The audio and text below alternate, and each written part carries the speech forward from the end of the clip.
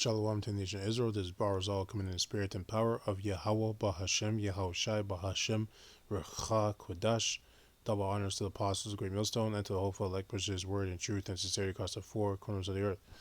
This quick lesson is going to be titled Sow So You Can Reap. Right? So, the more work you do, the more rewards you get.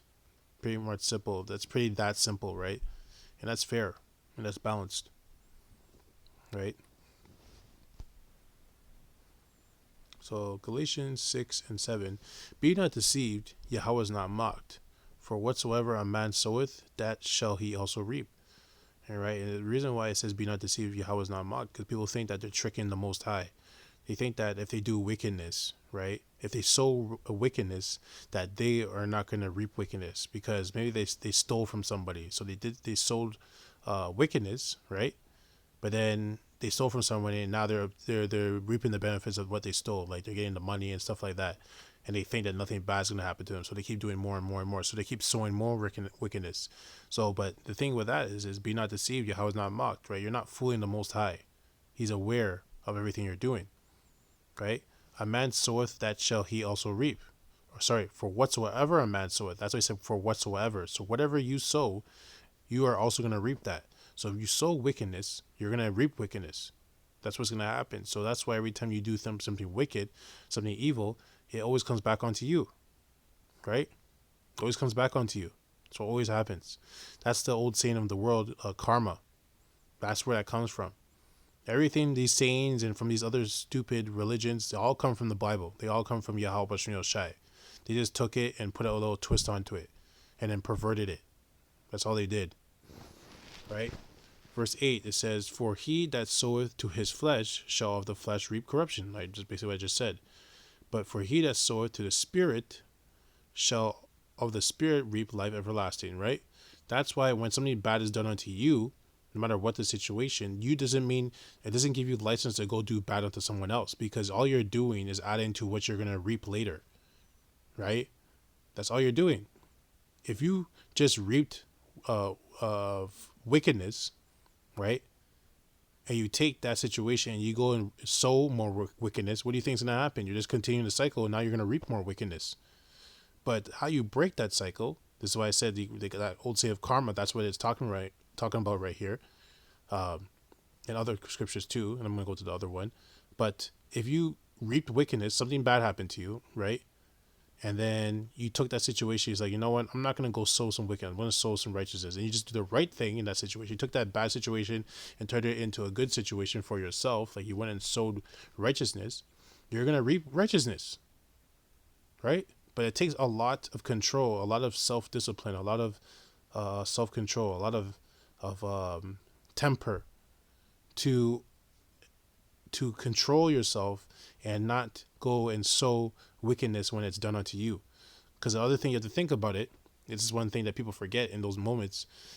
When you reap wickedness, the reason why you reap wickedness is because you sowed wickedness from before. Right? Yahweh Shai doesn't make mistakes. So the only reason why these bad things are happening to you is because you did bad things from before, and you're just getting paid for those bad things right now. Right? Whether it was in your past life, whether it was in your life before you came into the truth, either way, you sowed wickedness, hence why you're reaping it right now. So when bad things happen to you, you got to take it cheerfully. That's what the scriptures say, take it cheerfully, that you're basically, roughly paraphrasing, take it cheerfully that you're going through the sufferings of Yahweh Shai, right? Because Yahweh Shai went through suffering. He came just under the level of an angel, but he was still in the body of a man. He still went through things. Like, he was sickly, when he got, what happened with him is the process before he went on the cross. That was for all of the wickedness he sown in his past lives, right? That's the reason why that all happened. So it doesn't matter. No one is exempt by that. Even Yahweh Shai, he wasn't exempt by it. But what did he do? He took it in a positive way. He didn't take it in negatively. He took it in a positive way, and because he understood what I'm talking about right now. He knew, obviously, he understood that just because as bad as happened to me, one, I deserve it because I did this in the past, or I just wouldn't be happening to me.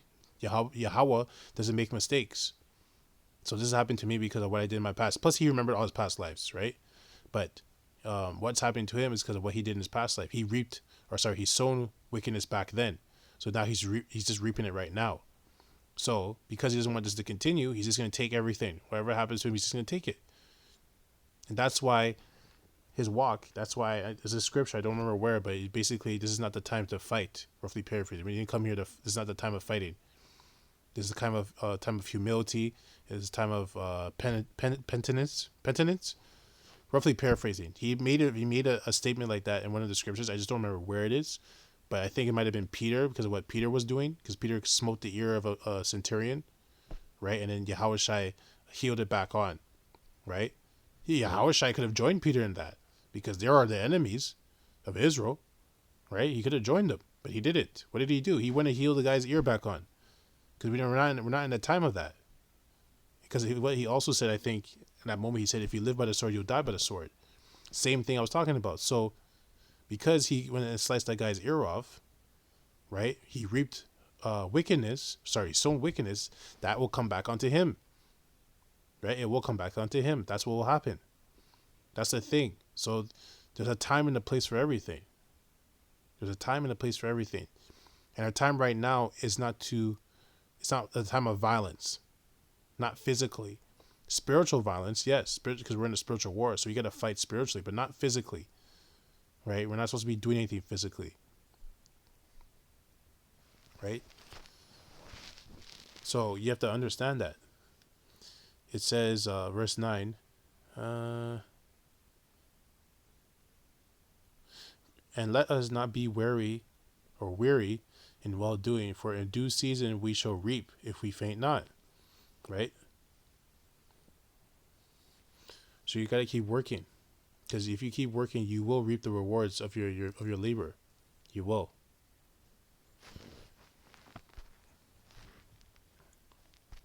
So 1 Corinthians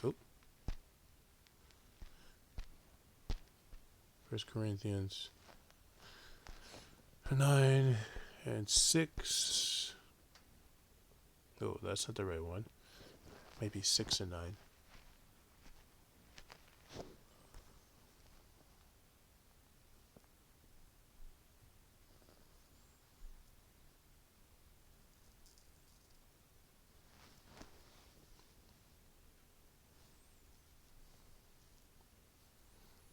Let's see.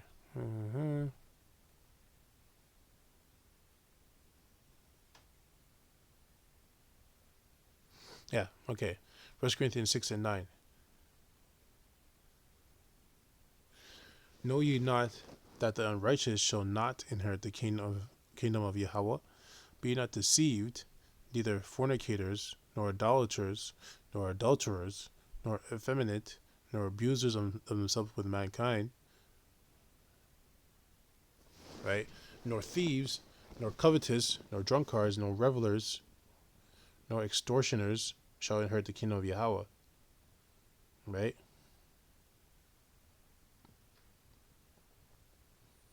And it says, and such were some of you, right? Because all of us were doing that in the world, right? We're all doing those things. We're all of us, everyone. No one's clean of that, right? But it says, but ye are washed, but ye are sanctified, but ye are justified in the name of the Lord Yahweh Shai, and by the Spirit of our power, right? So when you come into the truth, you are washed, you're clean, you're covered by the blood of Yahweh Shai, right? Right, I should say the blood of Yahweh Shai, right? Through Yahweh Shai to Yahweh, right? That's why we always say Yahweh Shai, because without Yahweh Shai, we can't get to Yahweh. But you're covered with the blood. So when you come into the truth, you're born again, right? Think of it as like you're playing Super Mario, right? And you're on your last life. That's what it is when you come into this truth. You're on your last life. So you can't go in. If you're going to sow wickedness, understand that wickedness is going to come back onto you. And there's certain things you can do. I should say do, but there's certain things, if you made a mistake in something, right? Where certain things that are what's the best word I can say? You have mercy in, and there are certain things you're not going to have mercy in, right? This is your last life. If you're playing Super Mario and you're on your last life, you're on the last level, you're going to be very cautious about every move you make, right? You're going to be very cautious, very careful. You're going to slow things down. You're going to be careful of every move you make, right? That's how you should take it when you come into this truth. It doesn't mean you don't move. Like in Super Mario, you're still going to move because the time is going. But you're going to just be very careful. You're going to take your time. You're going to slow it down. You're going to stay calm. You're not going to rush into making decisions. Like the scriptures say, haste not the time of trouble, right? So when you come into this truth, you got to think of it like that. You got to take it like that. But at the same time, you have to keep going on the level. You want to succeed, so you got to keep going, right? You got to keep pushing, right? So the reason why I mentioned that analogy like that, because a pretty majority of people have played Super Mario, is that you don't want you want to still grow in this truth, but at the same time you gotta take it seriously, right? You gotta take it seriously. It's not a joke. So back to what my point is, when you come into the truth, you're covered with the blood, you're born again. This is your last life. So what you do in this truth is going to dictate whether you're going to wake up with everlasting shame or everlasting glory, right? Either you're going to have shame unto glory or shame unto sin. So you got to take things very seriously. Don't think because you have mercy and we're in this grace period that gives you license to go commit adultery. Because if you do that, you're fucked. Okay, you can't do that and think that the Most High is not gonna. Like I just read it. I just read in Galatians. That's gonna come back onto you, and that's not something that you want to come back onto you. Because really, with that, the scriptures talk about that. Once you do that, you destroy your own soul. Right? I'm not talking about in the world. In the world, like I said, everyone's done those things in the world. Not everyone's done adultery, but everyone's done something that's a sin unto death. We all have done those things in the world. Right? We didn't know. We didn't understand. We're in the world. But coming to the truth, that's a different story. Okay? So you got to take it seriously. You got to take it seriously. It's not a joke. It's not a joke. So, like I mentioned those things there where it said fornicators, idolaters, adulterers, effeminate, abusers of themselves with mankind, right? Like, the elect are not going to... They're not going to be doing those things. There's certain things they're just not going to be doing. They're just not going to be doing. Right? And if there are exceptions to the rule, then that's between them and Yahweh Shai Shai. But I'm not going to sit here and tell you that you can do those things. And first of all, why would you even want to play with that anyways? Why would you want to play with that? It says that you're basically tempting the Most High, and the scriptures tell you not to tempt the Most High. Right? So that's why I'm going to tell you that the elect can't do that. The elect are not going to do that. If you happen to be one of those loopholes, or not loopholes, like you're one of those exceptions, that's between you and the Most High. Right? But I highly doubt that is a thing, right? And like I said, I don't want to even play with that.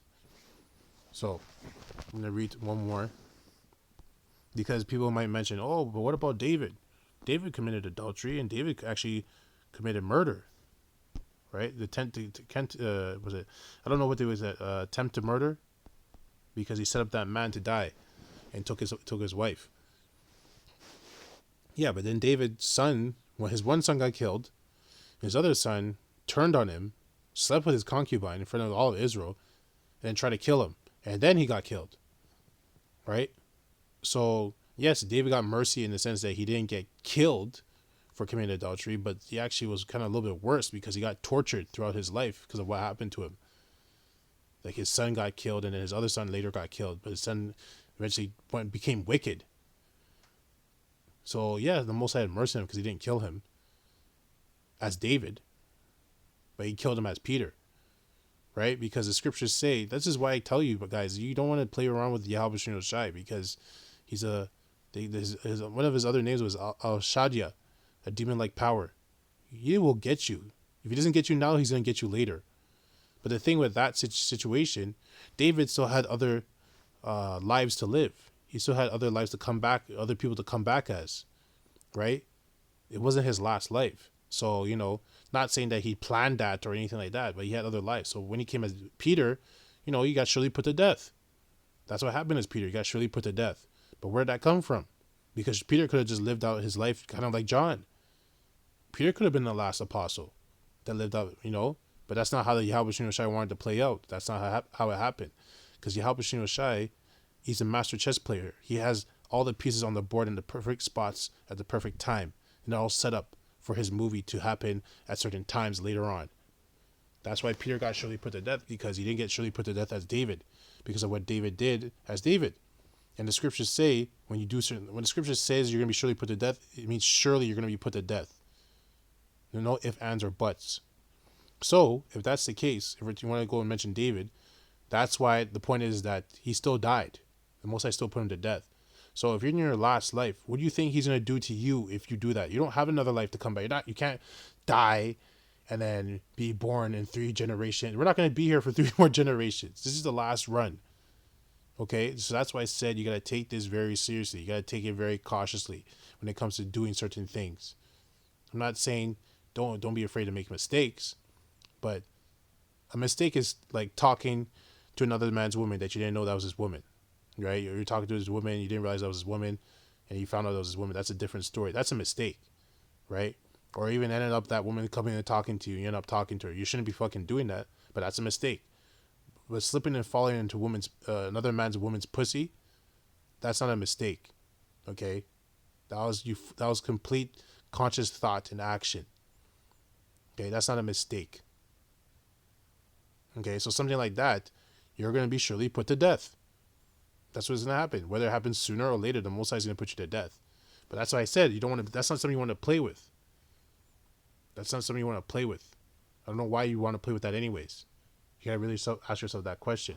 So Ecclesiastes 8 and 11, because sentence against an evil work is not executed speedily, therefore the mind of the sons of men is fully set in them to do evil.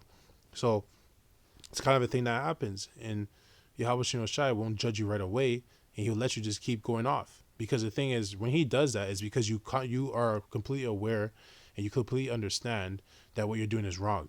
That's why he's not going to say anything. You should be accountable for your own actions, because you completely understand that this is wrong, right? You don't need Yahweh Shai to tell you to stop doing this. You have to come to that conclusion on your own, right?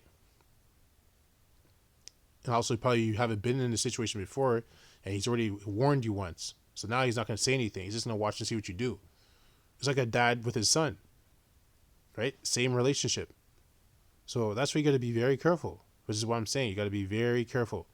Don't think because you didn't get judged right away that the Yahweh Shai is not aware of what you're doing. He just hasn't done anything yet. You have to move with that type of fear, which is respect. Respect of his law, statute, commandments, respect of him, respect of his son, right? Respect of his ministry. So there's certain things that you're just not going to do, which is why I said in the beginning that the elect are not going to do certain things, like commit adultery, not in the truth, right? They're not gonna murder, not in the truth. If they did it in the world, that's a different story. If they commit adultery in the world, that's a different story, right? Like I said, that's different. Coming to the truth is different. Now you've been covered with the blood of Yahweh Shai. You've been washed with the word. So now you're born again spiritually. Nobody is going to be perfect in the flesh. Nobody. No, not the elect, not anyone. Not the 144, not the elect. Because you can't be perfect in the flesh. It's impossible. Right? But they're not going to destroy the soul, because the scriptures talk about certain things to destroy the soul. And when you do certain things, just like if you commit if you come out and you commit Moism in the truth, you're going to be put to death. You're going to be put to death. Right? You're going to be put to death. If you commit that act in the truth, you're going to be put to death. If you commit adultery in the truth, you're going to be put to death. Right? If you commit murder, you're going to be put to death. And you got to think of it like that. You should think of it at that extreme, because that's what it is. That's what the scriptures say. And that's not something you want to tempt and play with the Most High. Oh, what if I'm like David? And, no. Why would you even think like that? Right? That's fucking nonsense. Right? So that's knowing that. But hopefully it's a quick one. But, we have to take it very seriously. This is not a joke. Right? And also, this is like sifting season.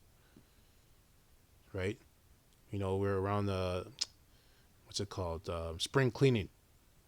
So you gotta be on your P's and Q's. You gotta be circumspect of yourself, right? Satan's coming to get everybody, because he wants the elect. He wants them. Right? Anyways, that's it on that. I'd like to close out by saying Kahala Yahweh Ba Hashem Yahweh Shai Ba Hashem Rucha Kodash. Double honors to the apostles of Great Millstone and to the hopeful elect push his word in truth and sincerity across the four corners of the earth. Abad Babal, Kwam Yasharallah, and Shalom.